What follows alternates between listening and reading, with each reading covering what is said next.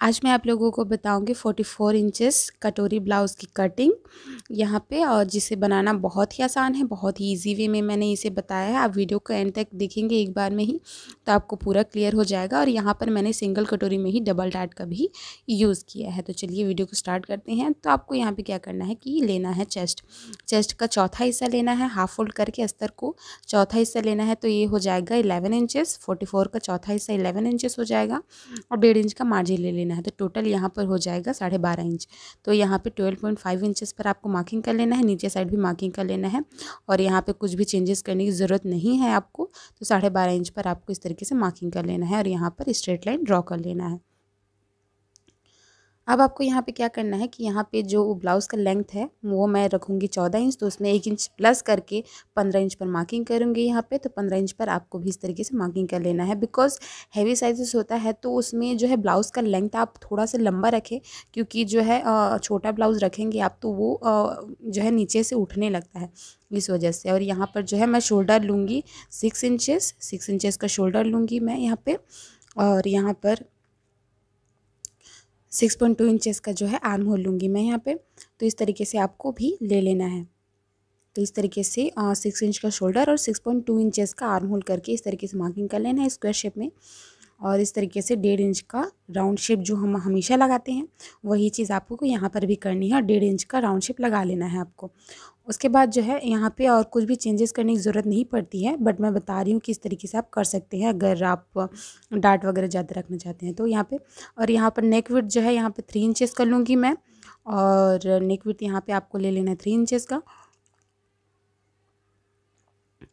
और जो है जो बैक नेक है उसका डीपनेस यहाँ पर मैं 8.5 इंच का रखूँगी। यहाँ पे आप जितना चाहे उतना रख सकते हैं, बट ज़्यादा डीप नेक होने पर शोल्डर को आपको कम करना पड़ेगा।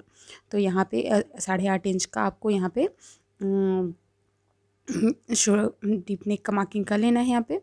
और कितने साइज़ में कितना शोल्डर आर्म होल लेते हैं उसके बारे में मैंने एक डिटेल वीडियो बताया है, उसका लिंक मैं डिस्क्रिप्शन में दे दूँगी, आप जा कर के चेक कर लेना। उसमें आप जितने भी साइज़ का अगर शोल्डर आर्म होल बनाना चाहते हैं उतना आप बना सकते हैं। तो इस तरीके से आपको भी कर लेना है। उसके बाद जो है आप कभी भी जैसे कि हैवी साइजेस में आप बनाते हैं तो कभी भी मेन फैब्रिक में कट ना करें, एक बार पेपर में कट कर लें, उसके बाद जो है मेन फैब्रिक में कट करें। ओके, तो यहाँ पर मैंने पेपर लिया है जिसे मैंने 16 इंच का लिया है और 12.5 इंच का यहाँ पर विड्थ है। तो जितना हमने बैक पार्ट में लिया था 15 इंच, तो यहाँ पे 1 इंच एक्स्ट्रा करके यहाँ पे 16 इंच का लेंथ लिया है, 12.5 इंच का विड्थ है। और यहाँ पर जितने हमने बैक पार्ट में जितना शोल्डर और आर्म होल लिया था उतना ही यहाँ पर भी आपको ले लेना है। तो यहाँ पे 6 इंच का शोल्डर हो जाएगा और यहाँ पर 6.2 इंचेस का आर्म होल ले लेना है। मैं यहाँ पर 6.5 इंच का ले ली थी, जिसकी वजह से थोड़ा आर्म होल में अच्छी फिनिशिंग नहीं आई थी, जिसे मैंने गोल जोड़ाई बोलते हैं आर्म स्लीव्स में, उस तरीके से उसको सेटिंग किया था। तो यहाँ पर आप आर्म होल को छोटा लेंगे तो बहुत ही अच्छे से वो फिटिंग में आएगा। तो यहाँ पे उस तरीके से कर लेना है और 1 इंच का यहाँ पे राउंड शेप दे देना है। तो यहाँ पे 1 इंच का राउंड शेप दे देना है फ्रंट आर्म होल के लिए। और यहाँ पर नेक विड्थ जो है 3 इंच का यहाँ पे ले लेना है, जितना हमने बैक पार्ट में लिया था उतना ले लेना है आपको। और यहाँ पर जो है फ्रंट नेक का जो डीपनेस है वो यहाँ पर मैं लूँगी 7 इंचेस। तो 7 इंचेस पर आपको फ्रंट नेक का डीपनेस यहाँ पे मार्क कर लेना है, नीचे साइड भी आपको 3 इंचेस पर मार्क कर लेना है। तो इस तरीके से शोल्डर मतलब नेक विड्थ और नेक डेप्थ जो है इस तरीके से मार्किंग करके आपको इसे स्क्वायर शेप बना लेना है।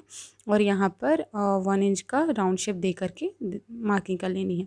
अब यहाँ पर जो है मैं बेल्ट का मार्किंग शोल्डर से यहाँ पर 12 इंच पर मार्किंग करूँगी। ये अलग अलग लेंथ के हिसाब से अलग अलग मार्किंग होता है ये। तो यहाँ पर 14 इंच का ब्लाउज़ का लेंथ है, तो यहाँ पर मैं 12 इंच पर मार्किंग करूँगी। तो इस तरीके से आपको मार्किंग कर लेना है और इसे स्ट्रेट लाइन ड्रॉ कर लेनी है इस तरीके से। तो देखिए इस तरीके से आपको स्ट्रेट लाइन ड्रॉ कर लेना है। उसके बाद आप देखिए यहाँ पे जो है चेस्ट का मार्किंग करेंगे हम। चेस्ट हो जाएगा 11 इंचेस, 44 का चौथा हिस्सा 11 इंचेस हो जाएगा और 1.5 इंच मार्जिन हो जाएगा। अब कमर साइज जो है, कमर जो है यहाँ पे 40 इंचेस है, तो 40 इंचेस का चौथा भाग यहाँ पर 10 इंचेस हो जाएगा। तो 10 इंचेस से मार्क कर लेना है। और 0.5 इंचेस का आधा इंच का आपको और मार्किंग करना है, क्योंकि जो है पट्टी को हम सेम लगाने वाले हैं इस वजह से। और यहाँ पर 1.5 इंच का मार्जिन ले लेना है। तो इस तरीके से मार्किंग करके आपको जितना भी एक्स्ट्रा पेपर हो रहा है उसको इस तरीके से लाइन ड्रॉ करके मार्किंग कर लेना है। और यहाँ पर इस तरीके से जो हमने मार्किंग किया था वेस्ट एरिया में, उसको मिलाते हुए चेस्ट का जो एक्चुअल मार्किंग वहाँ पर आपको इस तरीके से मार्किंग कर लेना है। उसके बाद आप देखिए जो जितनी भी यहाँ पर बेल्ट का जो साइज़ बना है, तो यहाँ पर देखिए ये आ रहा है 10.2 इंचेस का। ओके, तो यहाँ पर 10.2 इंचेस यहाँ पे आ रहा है टोटल। तो उसको आपको 3 से डिवाइड करना है। तो 3 से डिवाइड करेंगे यहाँ पे, तो इसका एक हिस्सा आ जाएगा 3.7 इंचेस, सॉरी 3.5 इंचेस का, 3.5 इंच का यहाँ पर आ जाएगा एक हिस्सा। तो उसका 2 हिस्सा आपको यहाँ पे लेना है। तो यहाँ पर इस तरीके से 7 इंचेस पर जो है यहाँ पे आप बना सकते हैं कटोरी को। तो इस तरीके से आप किसी भी साइज़ का जो है कटोरी का मार्किंग करके बना सकते हैं।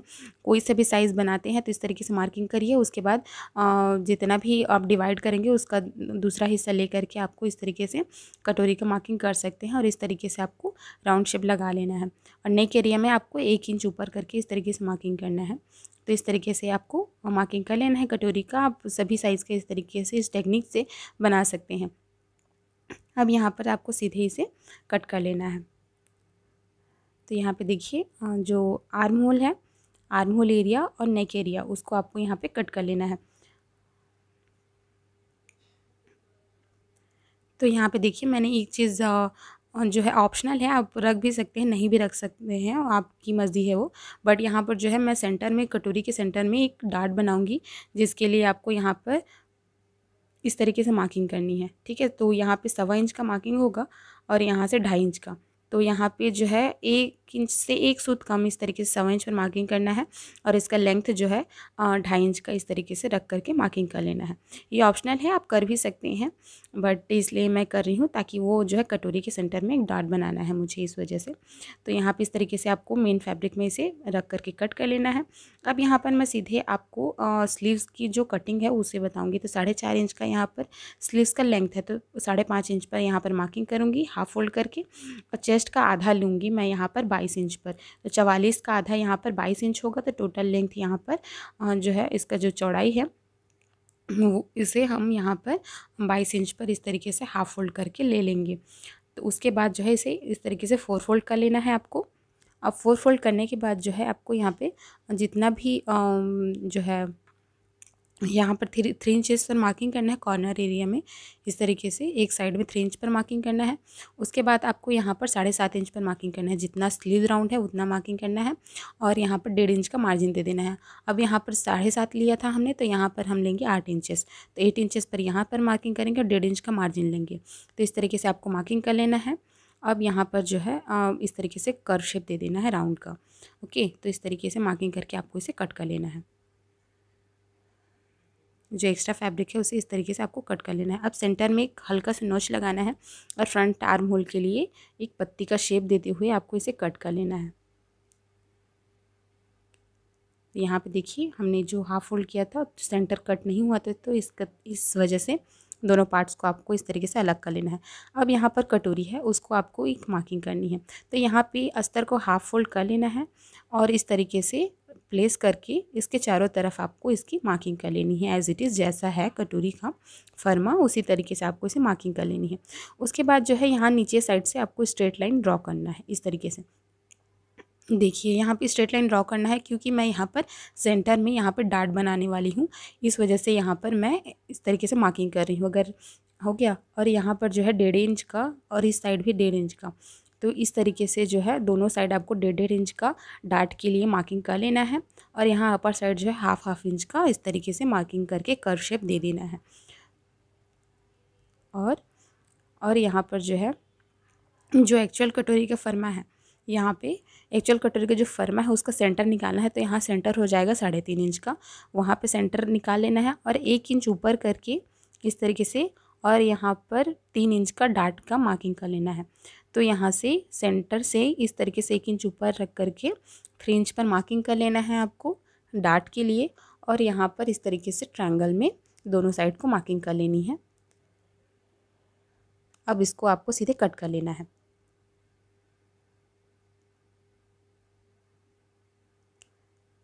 तो इस तरीके से आपको भी कट कर लेना है। उसके बाद जहाँ सेंटर में मार्किंग हमने करा था उसको इस तरीके से हाफ फोल्ड करना है और दोनों को इस तरीके से मिला लेना है। और मिलाने के बाद आपको इस तरीके से कट कर लेना है। जो दोनों जो लाइन होगा उसको इस तरीके से मिला करके आप इक्वल में इस तरीके से कट कर लें। उसके बाद जो है यहाँ पर जो है 1.5 इंच का जो हमने डार्ट का मार्किंग करा था, एक्स्ट्रा लिया था, उसको सेंटर से हम कवर करेंगे, जिस वजह से यहाँ पर सेंटर में जो है डार्ट बनेगा और यहाँ पर इस वजह से पफ बनेगा। तो इस तरीके से कट करके आपको मार्किंग कर लेनी है। अब यहाँ पे देखिए कटोरी जो है बनकर रेडी हो चुकी है। यहाँ पर देखिए हमने ब्लाउज़ के सभी पार्ट्स को कट कर लिया है। अब मैं यहाँ पर जो है स्टिचिंग का वीडियो नहीं बताऊँगी बिकॉज़ वीडियो बहुत लंबा हो जाएगा। मैं इसका स्टिचिंग का वीडियो का लिंक डिस्क्रिप्शन में दे दूँगी, आप जा कर के डिस्क्रिप्शन में जा कर के चेक कर लेना। एंड आपको मेरा वीडियो अच्छा लगा हो तो प्लीज़ मेरे चैनल को लाइक शेयर सब्सक्राइब करना ना भूलें। And thank you so much for watching this video.